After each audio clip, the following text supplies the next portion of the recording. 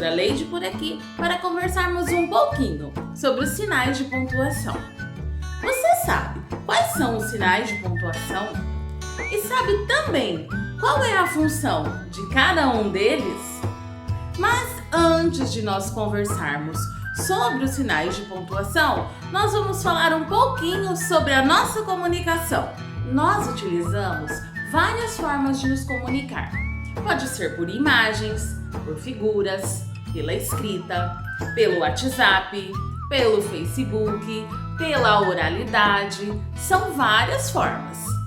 Quando nós conversamos com alguém assim, frente a frente, como esse bate-papo que nós fazemos com nossos colegas, nós estamos usando a oralidade. Já quando nós escrevemos para alguém, nós usamos a linguagem escrita. E muitas vezes nós não conseguimos transcrever o que nós estamos sentindo e as nossas emoções através da linguagem escrita. Já na oralidade, todas as expressões faciais, a entonação da nossa voz, tudo isso contribui e enriquece a nossa comunicação.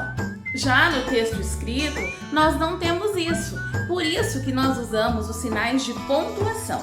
São eles que demonstram para o leitor quais são as entonações, quais são as emoções, quais são os sentimentos que o escritor quer passar no texto.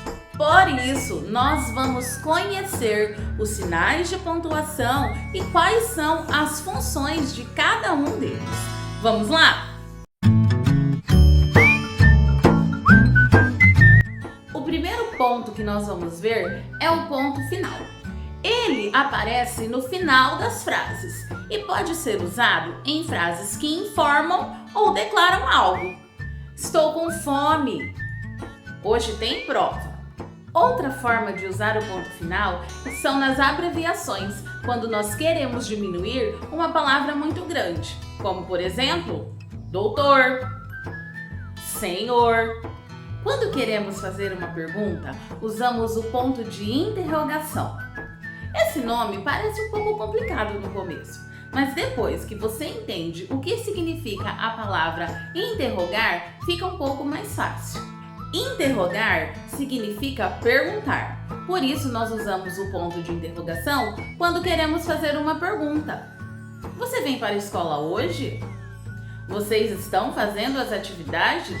Outro ponto fácil de ser lembrado é o ponto de exclamação. Esse ponto nos ajuda a passar a emoção naquilo que estamos escrevendo. Uma admiração, que lindo! Ou medo, que horror! Uma súplica, meu Deus, socorro! Alegria, boa tarde! As reticências são os 3 pontinhos juntos e nós podemos utilizar em diferentes contextos. Eu posso usar quando quero esconder o trecho de uma música ou uma parte da história que não é importante naquele momento. Eu vou bem sozinha. Para utilizar a parte dessa música em um texto, eu preciso usar as reticências para mostrar que eu omiti uma parte dessa música e que ela continua, porém, ela não é importante neste momento do texto. Eu também posso usar as reticências quando há uma interrupção na fala, quando surgiu alguma dúvida ou quando algo não ficou claro, ficou subentendido. Mas o cachorro dele morreu, sabe? E por fim, eu posso usar as reticências quando eu quero dar uma ideia de continuidade. O cachorro e a menina pularam, dançaram, correram.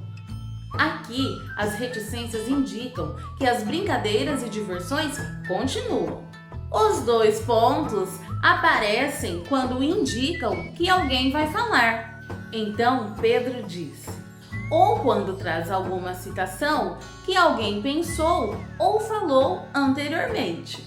Então, Pedro pensou: ah, que dia difícil foi hoje. Pode ser usado antes de você enumerar os itens de uma lista. Você vai precisar de ovo, farinha e açúcar.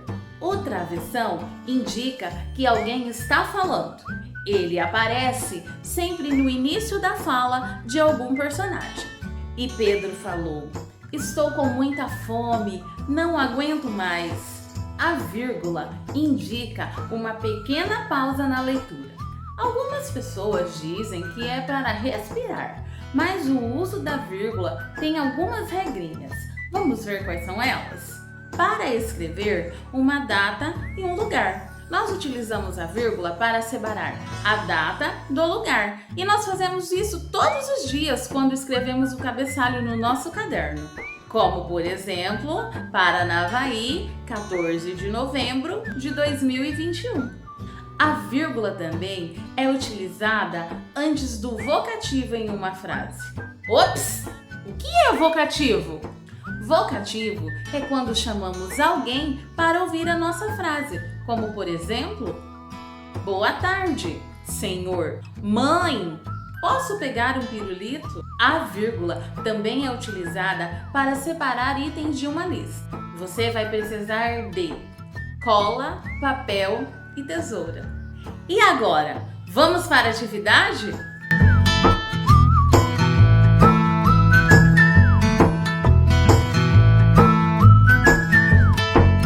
Então vamos lá. Nossa atividade número 1 nos pede para pontuar as frases usando a vírgula e o ponto final quando necessário. Nossa primeira frase é a seguinte: São Paulo, 15 de dezembro de 2020. E aí, qual ponto nós vamos utilizar? A vírgula ou o ponto final? Isso mesmo! Nós vamos utilizar a vírgula e o ponto final. A vírgula nós colocaremos aqui para separar o lugar da data. E o ponto final nós colocaremos no final da frase. A letra B é a seguinte: comi batata, carne, arroz, feijão e macarrão. Nós vamos usar a vírgula ou o ponto final? Isso mesmo, a vírgula e o ponto final. Lembrando que nós usamos a vírgula para separar itens. Neste caso, os itens são os alimentos que nós comemos. Então vamos lá. Comi batata, vírgula, carne, vírgula, arroz, vírgula, feijão e macarrão. Ponto final. A nossa segunda atividade nos pede para pontuar as frases usando o ponto de exclamação e o ponto de interrogação. Vamos lá? A primeira frase é a seguinte: que horas são? Qual será a pontuação que nós vamos utilizar? Essa frase é uma pergunta. Então, qual é o ponto que nós utilizamos? Isso mesmo, o ponto de interrogação. A frase B é assim: que história interessante! E agora? É uma pergunta? Não, não é uma pergunta. Então, nós vamos utilizar o ponto de exclamação.